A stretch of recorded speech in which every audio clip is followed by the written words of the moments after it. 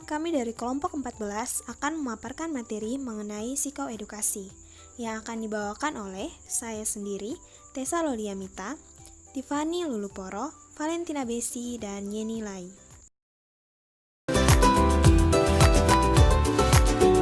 Apa saja pokok bahasan yang akan dibahas dalam video kali ini? Yang pertama, yaitu pengertian psikoedukasi. Yang kedua, tujuan dan wilayah psikoedukasi. Yang ketiga, media psikoedukasi. Dan yang terakhir, merancang media psikoedukasi. Kita masuk pada pokok pembahasan yang pertama. Apa itu psikoedukasi? Perkenalkan, nama saya Tiffany Clarissa Luluporo. Di sini saya akan menjelaskan 6 pengertian tentang psikoedukasi menurut Nelson Jones 1982.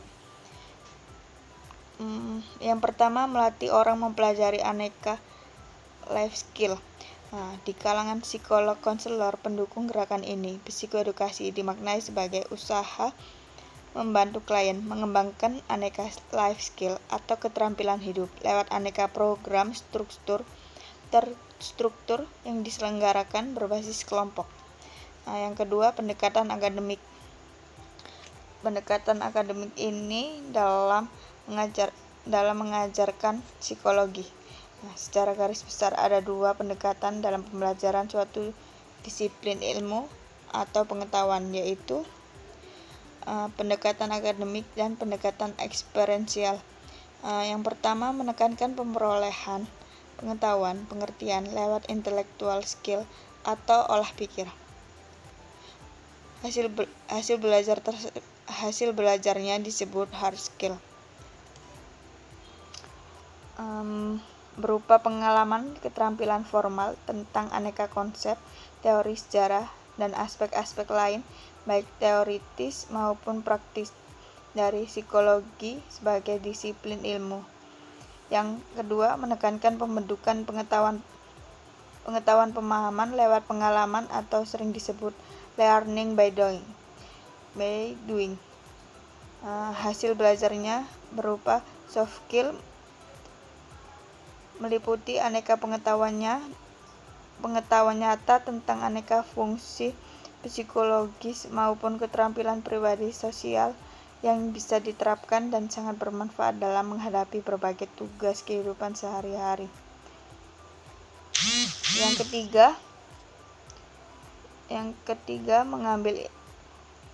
ketiga, pendidikan humanistik. Mengambil inspirasi dari pemikiran tokoh-tokoh filsuf dan psikolog beraliran humanistik seperti John Dewey, Carl Rogers, dan Abraham Maslow. Pendidikan humanistik menekankan harkat sang pribadi siswa dan pelajar sebagai subjek serta secara utuh, serta memandang bahwa tujuan konseling khususnya dan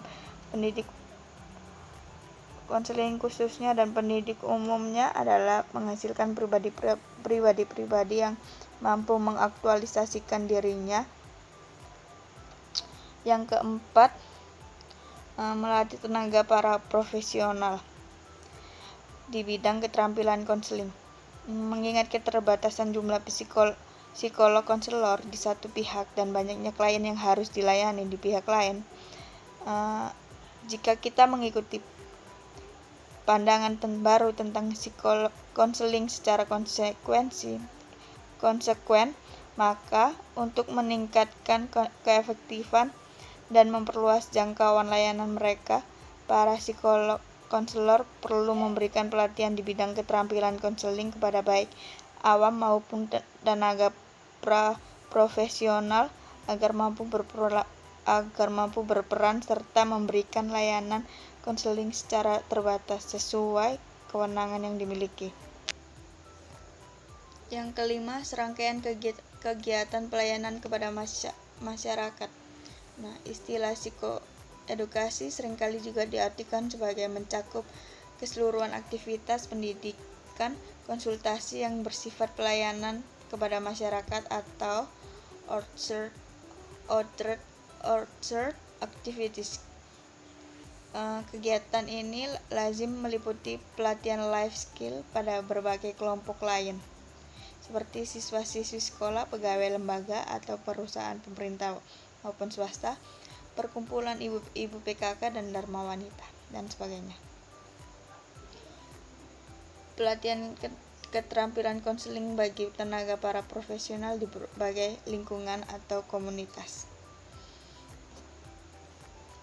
serta pemberian layanan informasi psikologis secara individual untuk meningkatkan kemampuan klien menghadapi berbagai problem kehidupan sehari-hari atau psikologi call self-help information melalui berbagai media seperti pertemuan tatap muka, pembicaraan telepon, layanan SMS, email, atau lewat media jejaring sosial lainnya. Yang keenam, memberikan layanan informasi tentang psikologi kepada publik.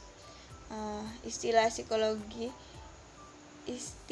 psikoedukasi kadangkala juga diartikan sebagai pendidikan publik, yaitu pemberian layanan informasi kepada masyarakat luas tentang berbagai pengetahuan dan atau keterampilan psikologis yang berguna untuk menghadapi aneka problem kehidupan sehari-hari melalui berbagai jenis media massa seperti koran, majalah, radio, televisi, dan sebagainya.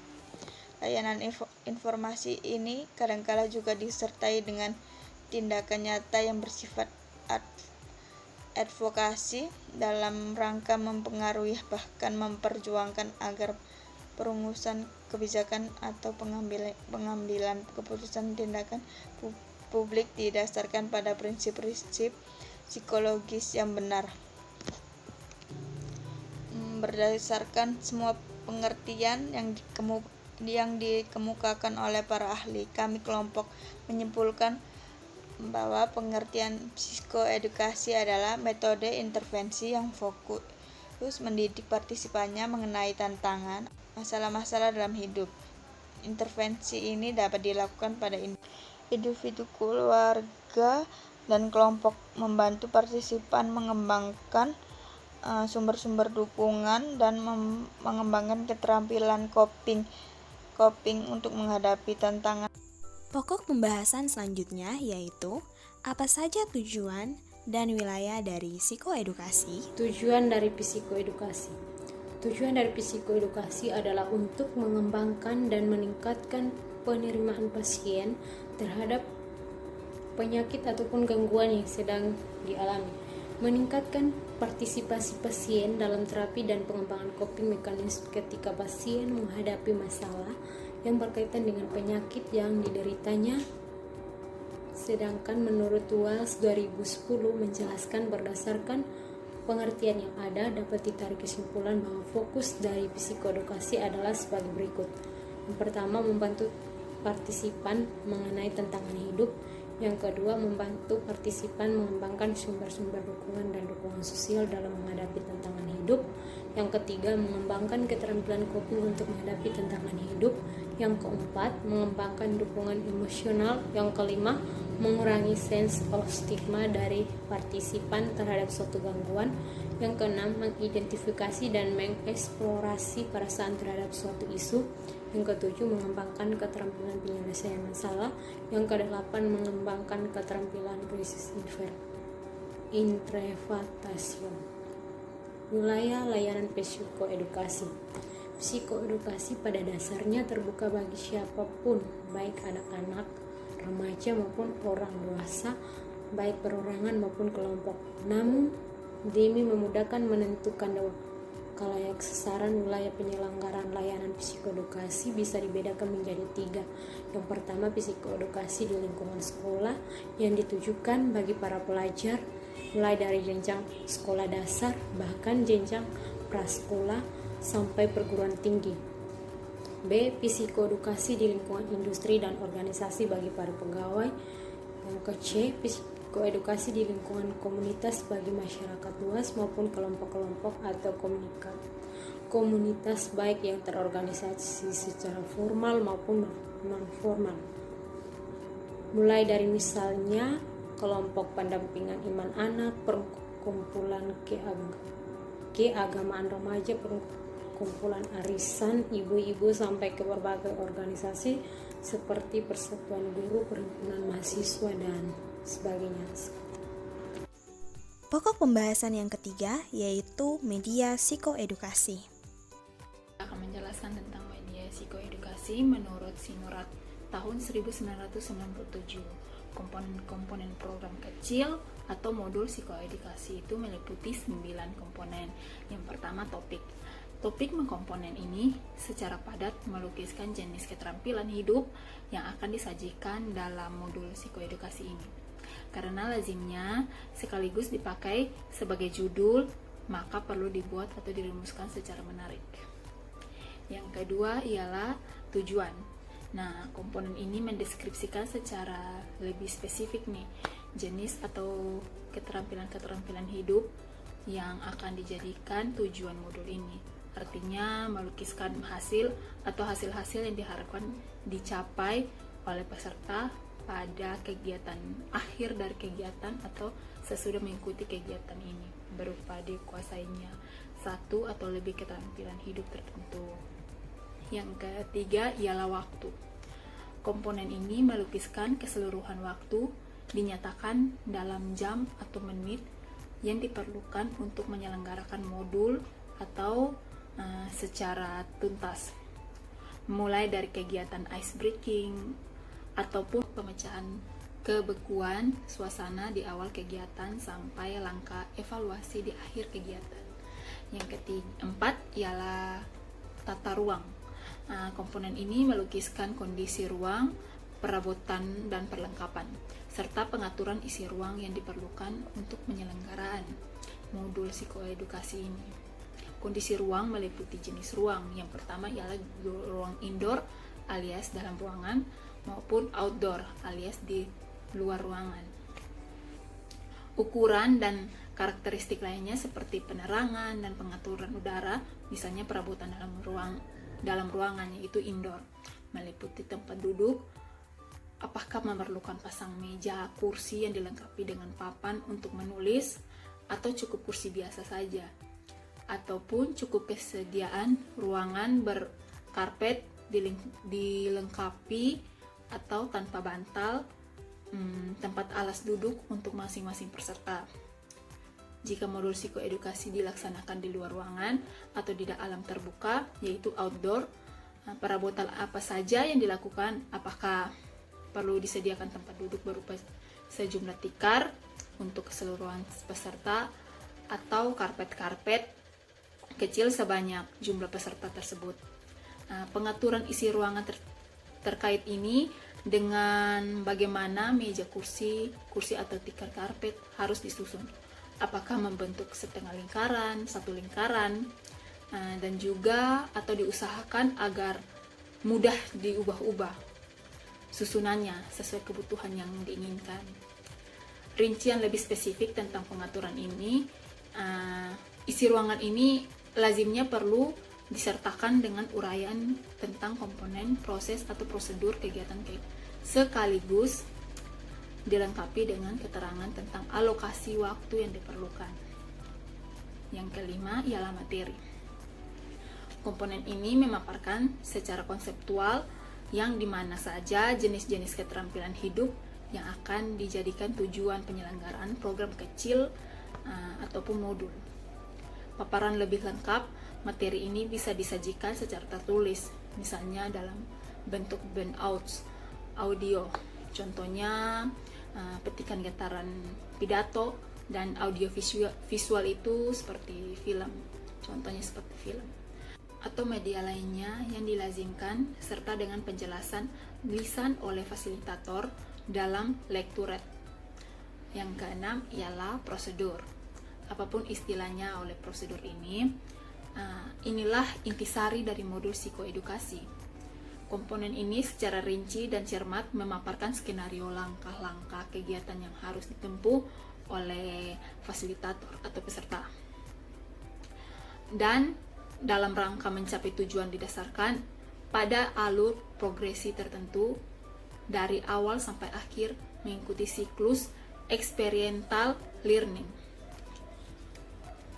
Uraian tentang langkah-langkah yang menggunakan metode pembelajaran tertentu tersebut secara implisit maupun eksplisit atau perlu dikaitkan dengan fase-fase dalam lingkungan experiential learning, mulai dari fase mengalami atau melakukan aktivitas tertentu, di mana juga ada fase mempublikasikan atau membagikan aneka reaksi dan pengamatan pribadi atas pengalaman yang baru dialami.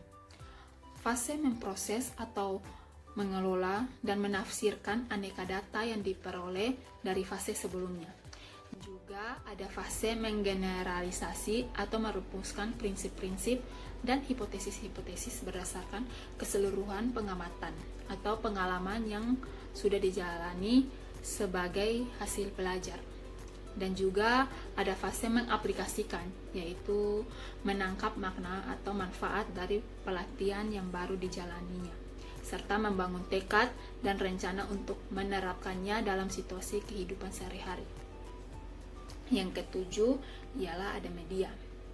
Pada dasarnya, jenis media atau sarana pembelajaran yang bisa digunakan dalam psikoedukasi ini tidak terbatas. Beberapa jenis media penting yang bisa disebut di sini adalah yang pertama ialah media audiovisual, meliputi bukan hanya peralatan display, melainkan juga record ataupun alat rekam agar bisa memberikan umpan balik berupa rekaman. Yang kedua ialah bahan audiovisual yang berupa CD berisi lagu-lagu, film, rekaman peristiwa, dan sebagainya. Yang ketiga ialah bahan bacaan berupa buku sumber dan hands-out artikel dan sebagainya. Yang keempat, berbagai teknik eksperimentasial yang bertujuan memberikan kesempatan kepada peserta untuk mencoba merasakan dan menghayati berbagai keterampilannya, seperti simulasi role-playing dan sosiodrama, live-in, dan sebagainya. Yang berikut ialah sarana evaluasi diri berupa kuesioner dan checklist, termaksud evaluasi lisan atau tatap muka dari fasilitator dan fasilitator sebayanya.